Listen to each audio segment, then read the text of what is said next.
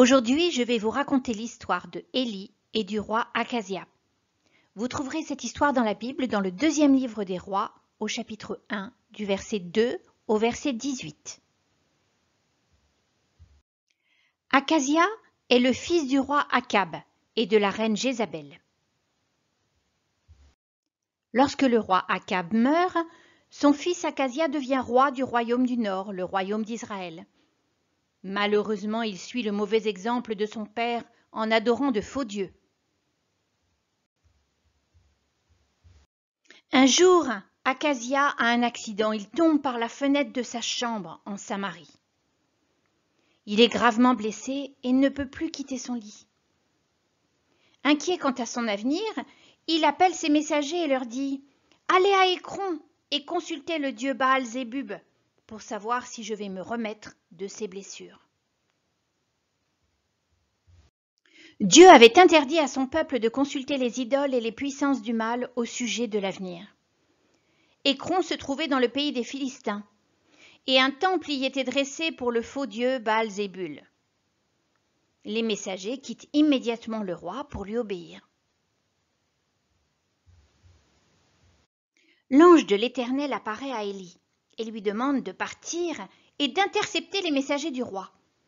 Alors le prophète obéit et les arrête. Et il leur dit « Est-ce parce qu'il n'y a pas de Dieu en Israël que vous allez consulter Baal-Zébub, le dieu d'Écron? Dites au roi, tu ne quitteras pas le lit sur lequel tu es allongé, tu mourras. » Puis Élie les laisse et s'en va. Les messagers se présentent devant le roi et le roi Akazia leur demande « Pourquoi ils sont revenus ?» Un homme nous a arrêtés et nous a dit « Est-ce parce qu'il n'y a pas de Dieu en Israël que vous voulez consulter Baal-Zébub? Tu ne quitteras pas ton lit et tu mourras. » Le roi pose des questions sur l'homme qui les a arrêtés.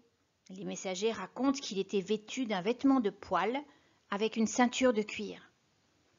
Le roi comprend immédiatement qu'il s'agit de Élie, le prophète de l'Éternel. Le roi donne alors l'ordre à un capitaine de son armée de prendre 50 soldats avec lui pour trouver Élie et se saisir de lui.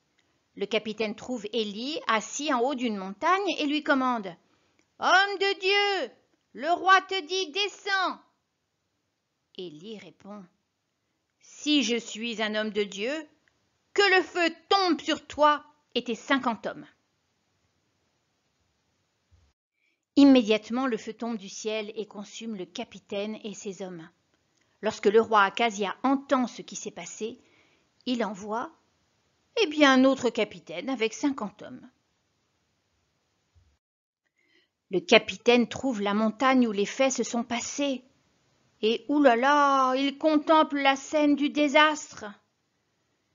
Mais il dit à Élie « Homme de Dieu, le roi te demande de descendre immédiatement. » Élie répond « Si je suis un homme de Dieu, que le feu tombe du ciel sur toi et tes 50 hommes. » Et le feu de Dieu tombe du ciel et le consume, lui et ses 50 hommes. Lorsque le roi Akazia apprend la nouvelle, que fait-il? Il envoie une troisième armée, un nouveau capitaine et 50 hommes pour se saisir d'Élie.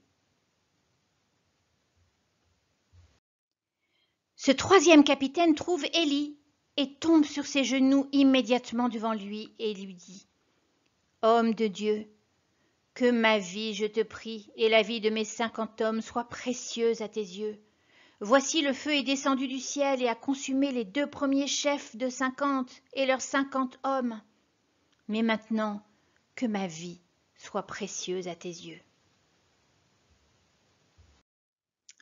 C'est alors que l'ange de l'Éternel parle à Élie et lui dit « Descends avec lui, n'aie aucune crainte. » Élie se leva et descendit avec lui à Samarie pour rencontrer le roi Akazia.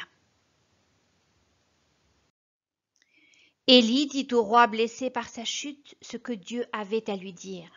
« Parce que tu as envoyé des messagers pour consulter Baal-Zébub, dieu d'Écron, comme s'il n'y avait en Israël point de Dieu dont on puisse consulter la parole. Tu ne descendras pas de ce lit sur lequel tu es monté, et tu mourras. » Achasia est mort selon la parole de l'Éternel prononcée par Élie. Et Achasia n'ayant pas de fils, c'est son frère Joram qui devient roi.